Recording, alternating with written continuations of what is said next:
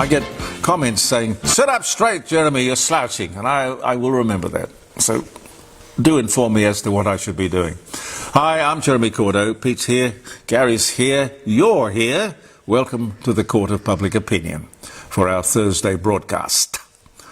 Come April next year, and this is an important story, I reckon. Come April next year, people over the age of 65 will lose their health refund rebate.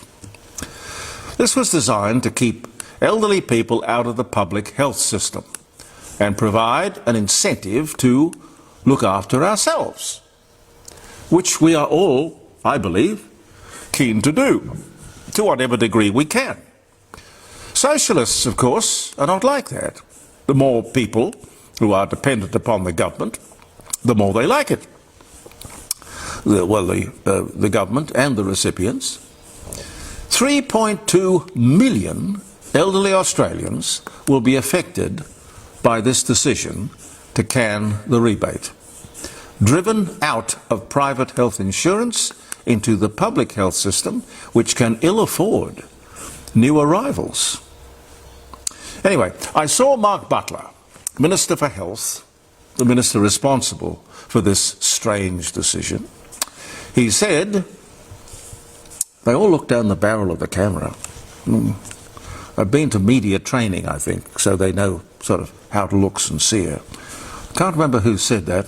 If you can fake sincerity, you've got it made. Oh, they all go to sincerity school. That's so true. Anyway, he said, we have to do this. We have to scrap the rebate. We don't have loads of money just lying around. I pricked up my ears. I thought, well, yes, Minister.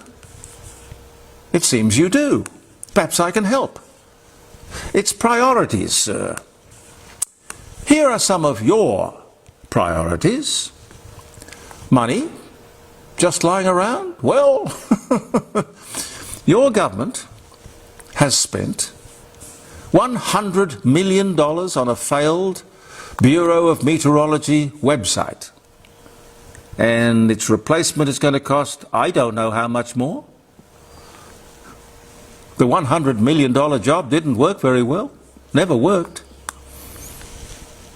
They've budgeted, this government, budgeted to subsidise electric vehicles to the tune of $23.4 billion over the next 10 years. That's because of their stupid green net zero obsession.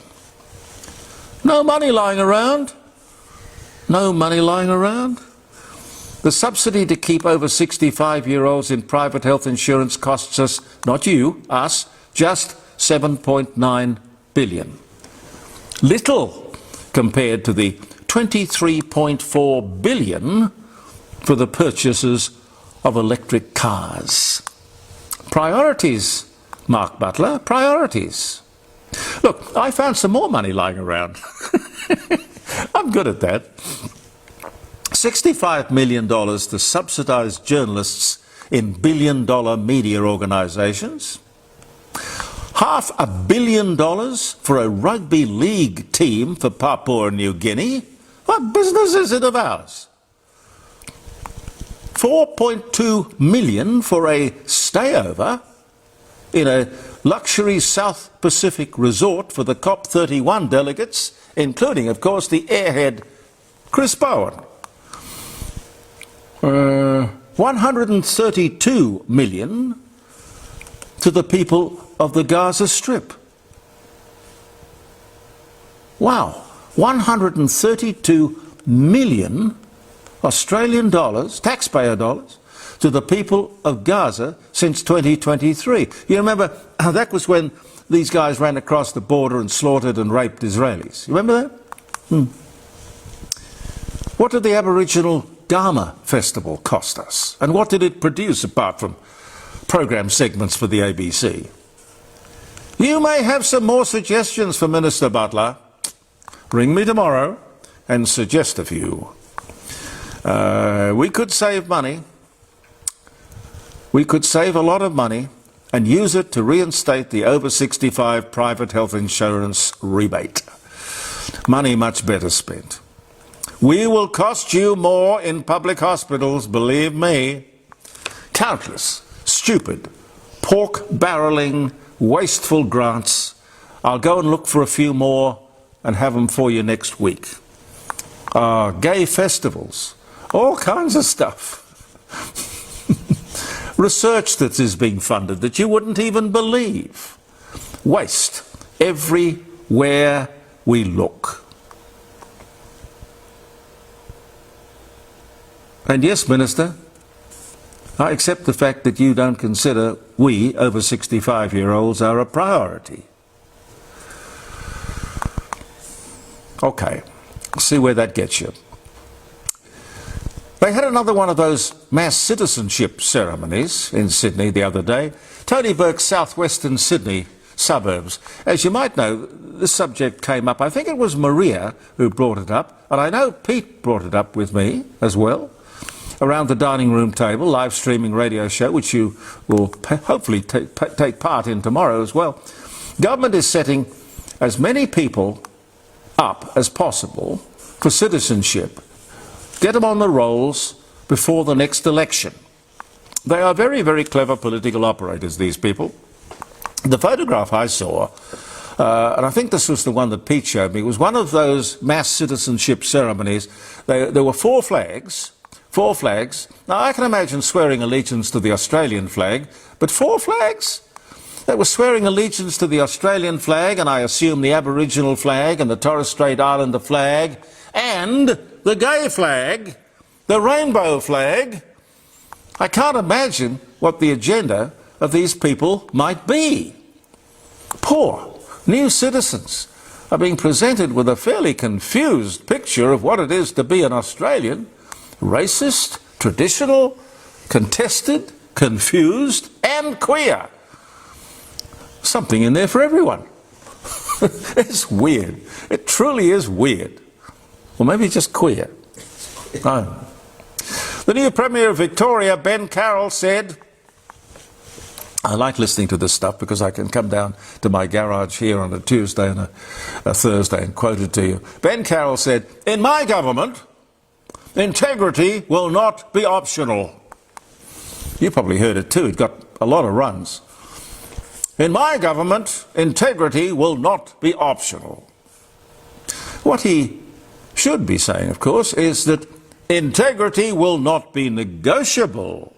But when the CFMEU and the unions are your boss, how does that work? Does that mean that in the previous government, in which he was the Deputy Premier, integrity was optional? Well, in my government it won't be optional. It must mean that in the previous government it was.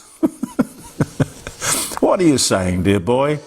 I know you thought it was a very glib line, but, you know, you talked yourself into a corner, but thank God there wasn't a smart journalist in that room to actually say, hey,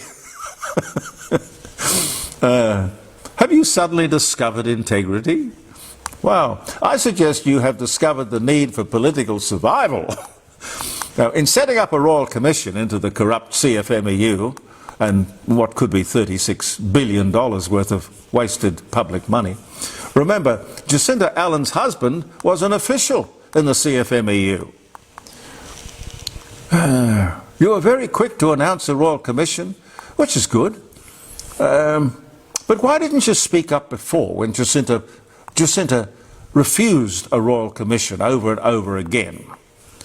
Of course, if you are the person setting up the Royal Commission, you do have the privilege of appointing the Commissioner and setting down the terms of reference, which I would imagine, any findings from which would not appear before the next election. Timing is everything. Numbers and timing. That's what politics is about. The thought that these people could actually win that upcoming election is too horrific to contemplate. Really. I'm not a Victorian. Ben Carroll says, I'm not Dan Andrews, and I'm not Jacinda Allen. Oh, we never said he was. He's distancing himself like crazy. But do you buy that? He can't claim that he was removed from the decisions or the responsibilities for all that happened in Victoria.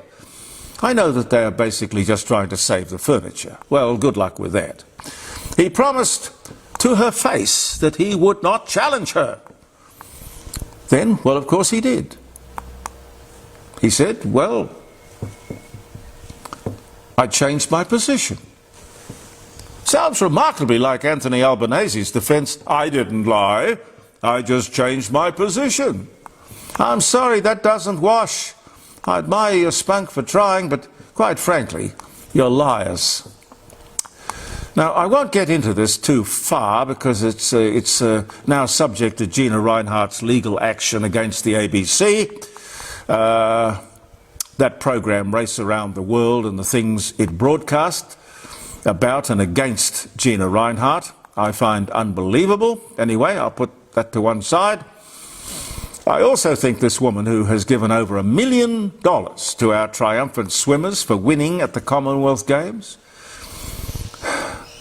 not that that has anything to do with that program or Gina Rinehart's legal action, but here is a woman, a national hero, a self-made person, someone who fought her way out of debt, because that was the only thing that her father left her, contrary to public opinion, or popular opinion. She's a remarkable woman, and she has my respect and my very best wishes. It's going to cost us more to post a letter from September. It's almost $2. Isn't that amazing? Hardly anyone is using the postal service, and what do? They increase the cost. Seems like a bit counterintuitive to me. Amazing. What do you imagine they're trying to tell us? I think if I was a postman, I'd be significantly worried. The postie, of course, is a very important part of our culture. The postie and his bike and his whistle. But if he's got nothing to deliver, because we can't afford to send a letter, look, I get it. People use email and they don't use the post. But I think it's really the passing of a significant era in our lives. It's a bit like the closing of face-to-face banking. You know, terribly important. And other things that we kind of grew up with. How much time have we got, Pete? Yeah, a couple of minutes. Okay. I don't know what got me thinking about weird discoveries. But there are a lot of them. And why people go looking in strange places for strange things. A snail, extinct for 30 years. Unusual because it gives birth to live babies instead of eggs. And even more unusual because it gives birth to its young through a hole in its neck.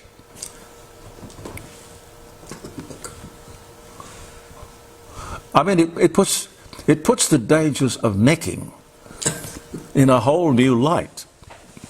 Now, that's not an expression we hear very often these days. I don't know why. I'm a bit out of touch. Do people still neck? I cannot remember the last time I saw a couple Necking. Well, I don't. Pete, what do you think? Well, I was never a fan. Necking.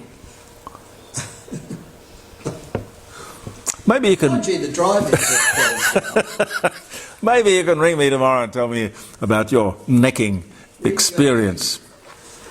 Anyway, I thought it might be interesting to have a look at some other strange things. Discoveries and inventions, you might say. You can Google it. It's fun. The pet rock, for example, top of the list. A pet rock is just a hard stone in a box. Doesn't have any needs, easy to look after. Here's another one. Somebody spent a lot of time and money on cultivating square watermelons. and straight bananas. Haven't heard about that one. Oh, they've been working on that for years. Well, square watermelons. Pet rocks was a great success. The square watermelon, not so much.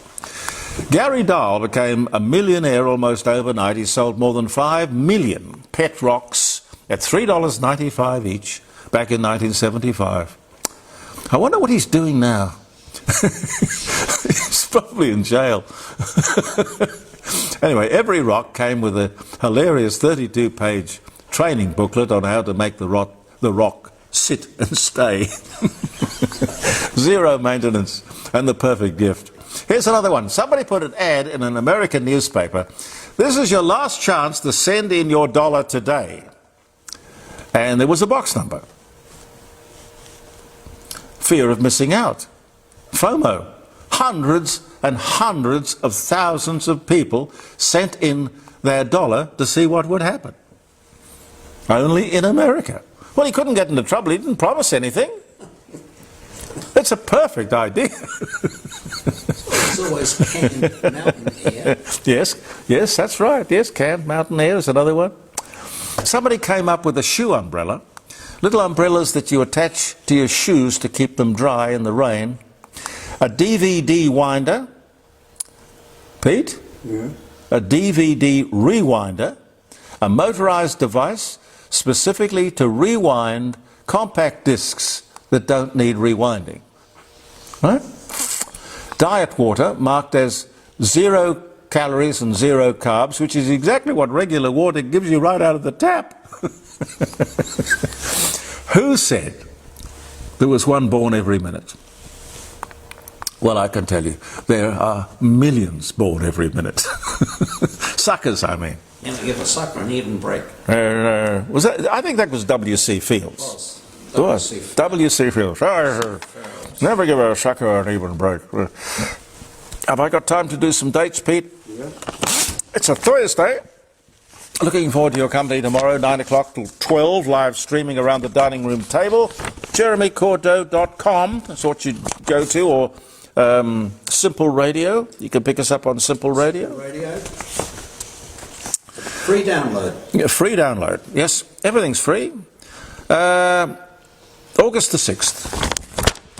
August the 6th. Tim Berners-Lee releases files describing his idea for the World Wide Web. He makes it publicly available at no cost. Can you imagine what money that man could have made if he had just patented the World Wide Web? www. He was socially philanthropic. We invented Wi-Fi. Oh, well, when I say we, the CSIRO. I would imagine they'd have that well and truly licensed, patented and sewn up well. I don't know. Probably not. The atomic bomb dropped on the Japanese city of Hiroshima by the US B-29 Super Fortress. Enola Gay was the aeroplane. 1945 was the year. Lucille Ball, American comedian, actress, I Love Lucy, Mame, born Jamestown, New York, died in 1989, born 1911. The first case of motion sickness in space was reported in 1961. The first air flight over a major body of water in Australia by a fellow called Harry Butler. Harry Butler from Minleton. From Minleton. Was that the guy who went on to form Butler Airways? Indeed. I've got his letterhead at home. And he flew DC-3s. Butler Airways was a whole lot of DC-3s.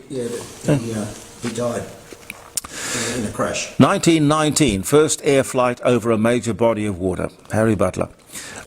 Cream Puff, world's oldest recorded... Oh, this is for you, Gary. The world's oldest recorded cat. Cream Puff. Cream Puff. Dies in Texas, aged 38 years and 3 days. Oh. 2005. Fingers crossed for Sumi. Sumi is your cat? Sumi is my cat, a Bengal. Oh. I thought it would be a lawyer. Be a good name for a cat owned by a lawyer, wouldn't it? Sumi. So Sumi. So Sumi, yeah. Italian explorer John Cabot returns to Bristol from North America, Newfoundland, first European to do so since the Vikings. 1497 was the year. How would anyone record that and remember the date and pass it on to me like that? In the garage. How would that happen? Had a filofax. No, a filofax. Oh, is it filofax or filofax? Tomato. Well, I say filofax. Anyway, you can't find them anymore anyway. You can't buy a filofax. The great bell is cast for the great clock of Westminster, known as Big Ben, 1856. Many people think that Big Ben is the clock. Big Ben is the bell. Yeah, I'm told. Daryl Summers, Australian television personality, was born 1951. Happy birthday, Daryl. Haven't seen you for years. The world's oldest tree, said to have lasted 4,862 years. Prometheus. It even had a name. Prometheus, the world's oldest tree, 4,862 years old, is accidentally cut down in Nevada, 1964. Oops. I don't think Whoops was going to cut it. Who did that? What happened to him? Andy Warhol, American pop artist, Campbell Soup Cans in Maryland, of course, film producer, Frankenstein, born Pittsburgh, Pennsylvania, died 1987. Andy Warhol, well, he was a weirdo, wasn't he? Mad as a hatter. Mad as a hatter. I didn't want to say that. 1928 he was born. Betty Cuthbert, Australian athlete, Olympic gold, 100 metres, 200 metres, 4 by 100 metres, 1956, 400 metres, 1964, dies of dementia. I would have thought it would be more like exhaustion. You would have thought so. Yeah. 79 years of age. 2017 was the year. HMS Roebuck, captained by William Dampier, lands at Shark Bay, Western Australia, on the first British scientific expedition to Australia. 1699 was the year. And this was the day. Hope he didn't bring any bird flu with him. Microsoft announces that it's going to invest $150 million in Apple Computer Inc. 1997. Robert Mitchum, American actor, out of the past, Winds of War, North and South, born Bridgeport, Connecticut. He died in 1997, born this day in 1917. He was the most difficult person I have ever spoken to, apart from Gordon Lightfoot. He just says, yep, nope, yep, nope, yep, nope. What can you do? What can you do? Chubby Checker performs his version of Hank Ballard's The Twist on the Dick Clark Show, starting a worldwide dance craze on this day in 1960. Wow. All right, let's twist again. Okay, thank you very much for being with us, ladies and gentlemen. I look forward to your company tomorrow. If you've got a moment to spare, join us around the dining room table, jeremycordeaux.com, live streaming for 3 hours, lots of interesting stuff. Have a great weekend. Believe in yourself. Thank you for viewing the Court of Public Opinion, and goodbye for now.